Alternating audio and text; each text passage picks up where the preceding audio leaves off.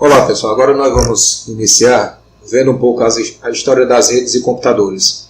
E nessa primeira parte nós vamos ver alguns fundamentos científicos e equipamentos que vêm sendo desenvolvidos até chegar na transmissão de dados que nós temos hoje através das redes, incluindo aí a nossa internet, ok?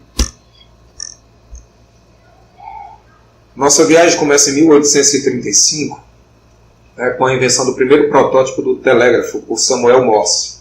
E Samuel Morse também é o inventor do famoso código Morse, que ele criou em 1838, e que a gente vê aqui, desse lado aqui, onde esse código representa letras e alguns símbolos através de pontos e traços.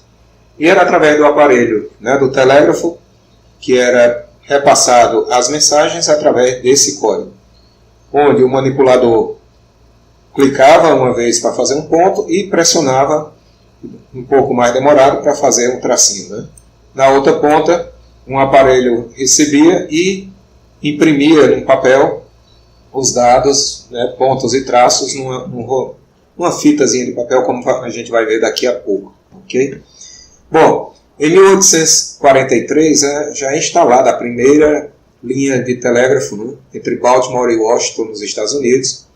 E em 1857 o Brasil já também implanta sua primeira linha de telégrafo, ligando a Praia da Saúde, no Rio de Janeiro, a Petrópolis.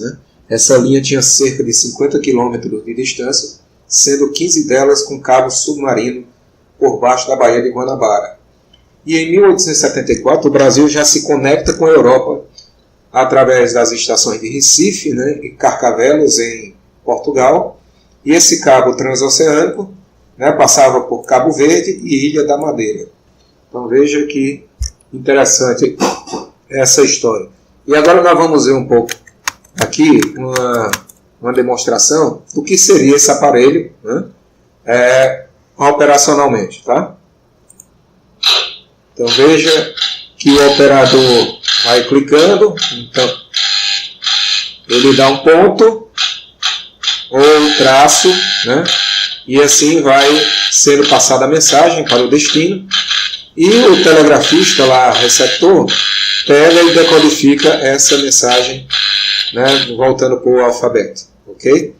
Então, essa é uma tecnologia que parece bastante simples, mas que realmente revolucionou as comunicações na época, ok? Então, aqui, continuando, nós passamos agora para o telefone. E aí a gente tem no senso comum que Graham Bell inventou o telefone.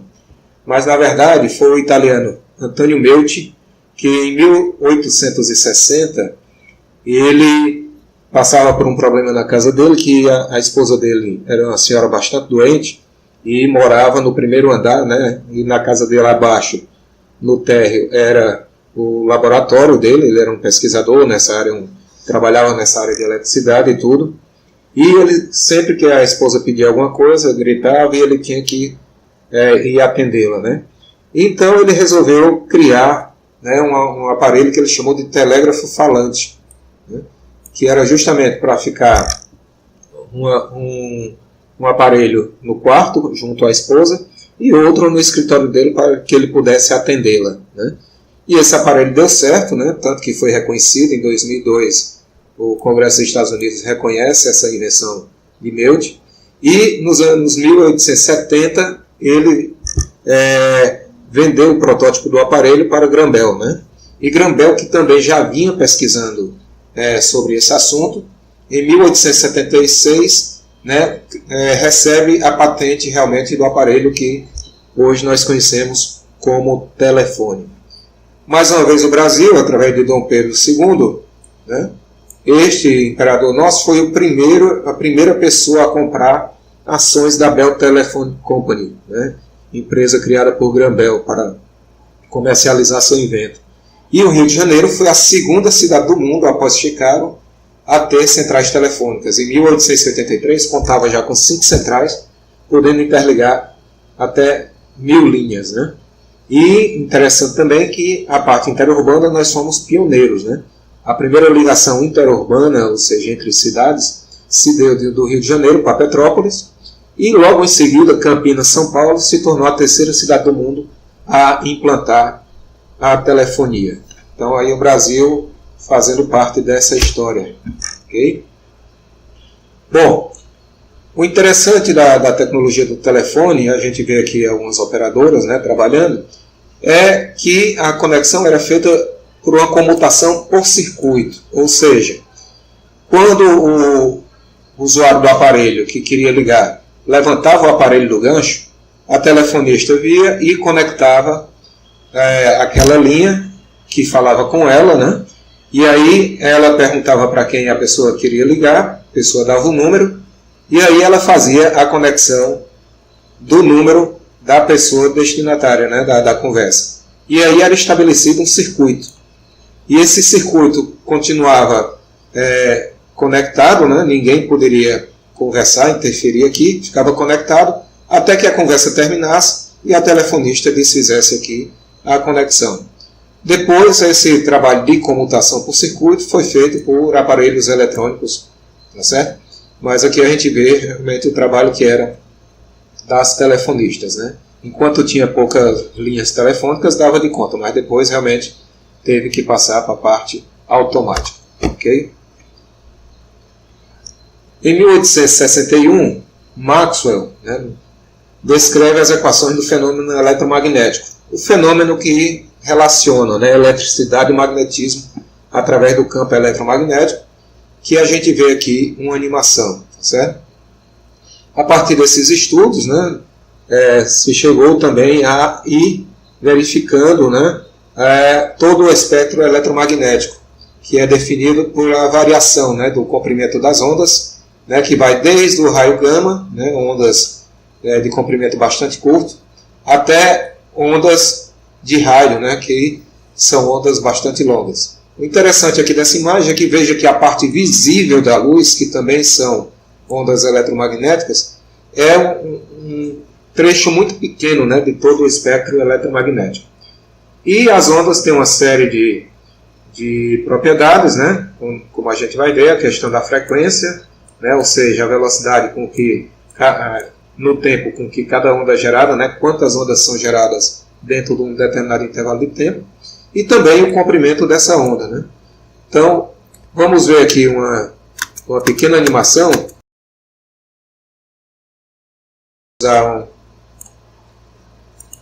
Aqui, digamos que é uma antena de rádio, né? Um transmissor de uma rádio, e aqui seria o receptor, tá certo? Então a gente vê que aqui há uma oscilação, que vai um aparelho que emite as ondas, né? Essa onda, como eu falei, pode variar a frequência, digamos, é a velocidade com que ela vai ou não ser emitida. E aqui nós temos, né, a amplitude pode ser aumentada, a frequência pode ser aumentada, né? Vamos diminuir aqui a amplitude, para vocês verem a questão da velocidade, né? Opa, zero não. Veja, a amplitude, e aqui eu aumento a velocidade com que a onda é gerada, ou seja, oscila a frequência, tá? Então esses fenômenos, aliás, essas propriedades vão ser verificadas por a gente posteriormente. Continuando, veja que a partir dessas descobertas, né, em 1888, Hertz confirma realmente experimentalmente, ou seja, cria um aparelho emissor e receptor de ondas eletromagnéticas em seu laboratório. E em 1892, o padre brasileiro Landel de Moura teria realmente construído também um emissor sem fio. Se assim o tivesse feito, né, seria o primeiro aparelho transmissor de rádio a ser inventado. Mas como o registro não foi tão forte, né, apenas alguns veículos, né, algumas publicações dão crédito a Landel de Moura. Em 1896, então, o italiano Guglielmo Marconi inventa o primeiro aparelho, né, prático de telefonia sem fio, né, aí devidamente reconhecido na história, E em 1899 ele faz uma transmissão em código Morse entre a França e a Inglaterra, né, pelo Canal da Mancha. Okay? E em julho de 1900, aí sim, Padre Landel realmente demonstra para valer o seu invento, né, o seu aparelho, contando com a presença de testemunhas e tudo desse feito. Tá? O que não deixa de ser um feito também bastante importante, com o pouco tempo que tem, né, que o Marconi tinha apresentado dele.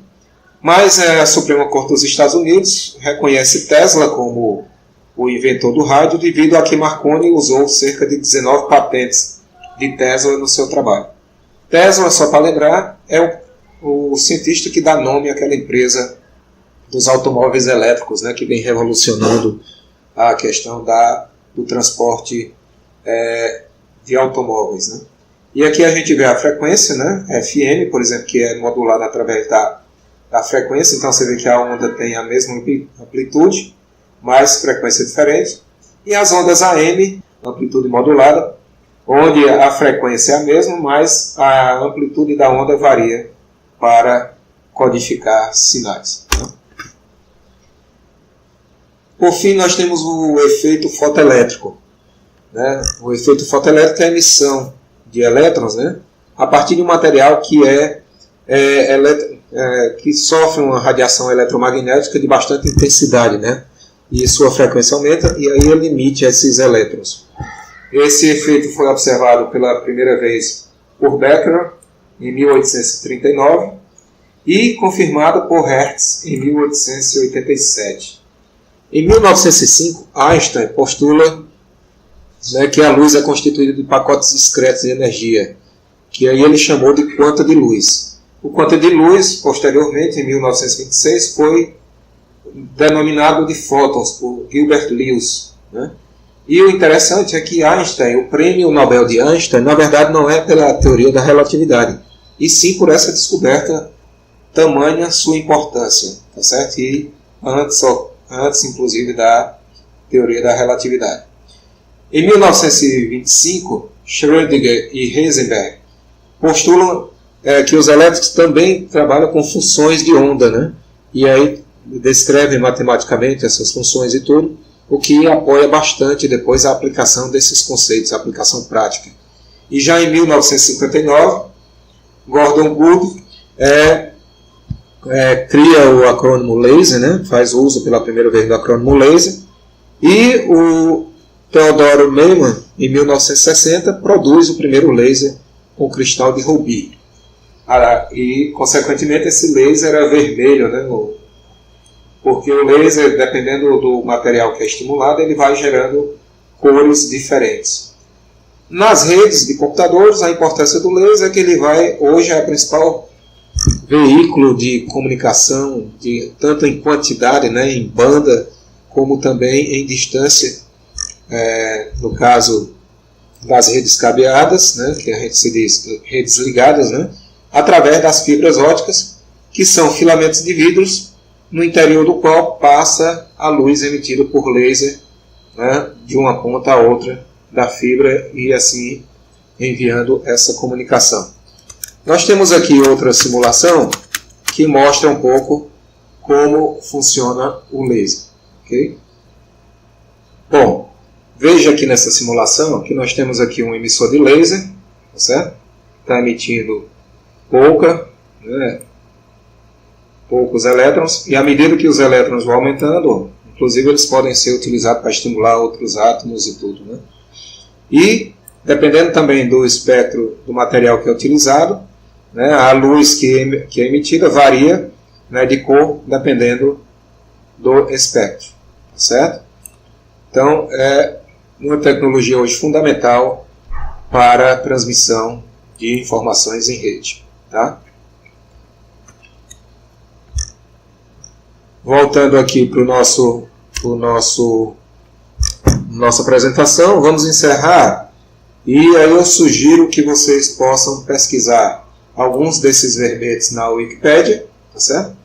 E, para quem é do integrado, aí pode também consultar, né, do curso técnico integrado, pode consultar com seu professor de física, né, caso tenha interesse, que ele poderá indicar bons livros na nossa biblioteca física ou virtual, bem como canais do YouTube e outras fontes de informações interessantes sobre o tema. Tá?